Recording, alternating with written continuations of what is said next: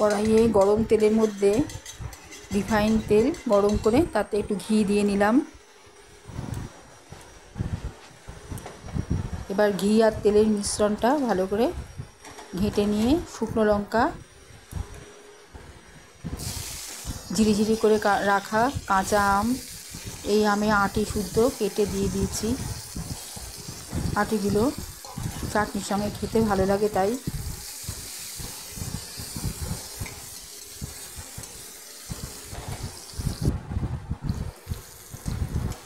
এক্ষেত্রে এখানে যে আমি আটি কেটে দিয়েছি এর ভিতরে আপনাদের দেখানোর জন্য আটির ভেতরের অংশটাও দিয়েছি।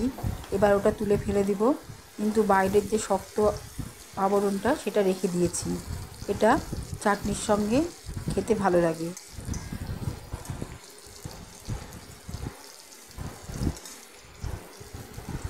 এগুলো বাইরের আবরণটা আটির।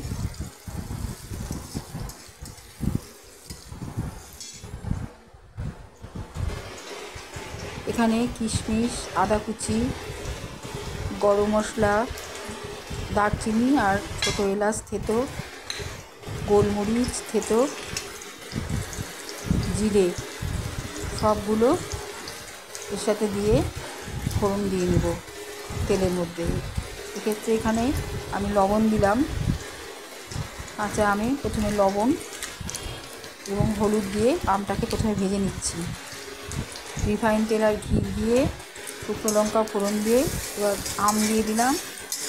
আমটা লবণ হলুদ দিয়ে ভেজে নিচ্ছি।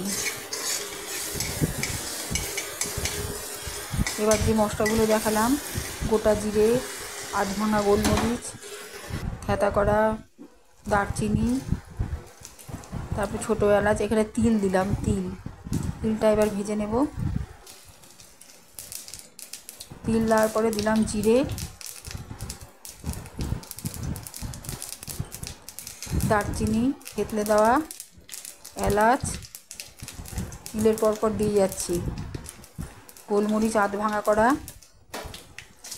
কিশমিশ এবং আদা কুচি সব দিয়ে তেল আর ঘিয়ের মিশ্রণের সাথে ভালো করে একটু হালকা করে ভেজে নেব। খুব বেশি ভাজবো না, তাহলে তেতো হয়ে যাবে। হালকা মতো ভেজে নিয়ে জল দিয়ে দিচ্ছি।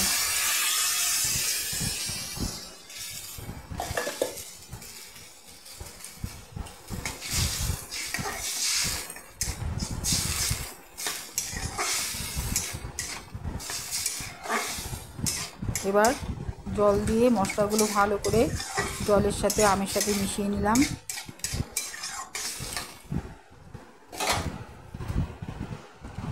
এবার ঝোল ফুটে উঠলে এতে চিনি দিয়ে দিলাম।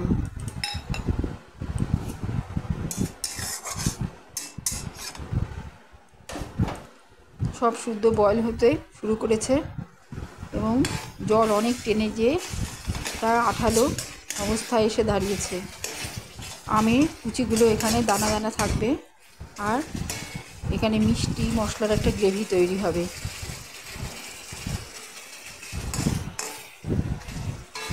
এই অবস্থায় আমি নামিয়ে নেব।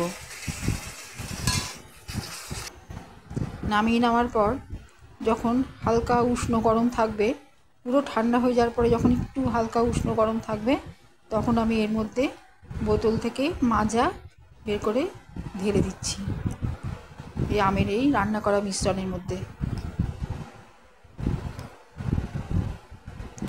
এবার পুরোটা আমের এই মিশ্রণের সঙ্গে মাজাটা ভালো করে গুলে নিলাম, মিশিয়ে নিলাম।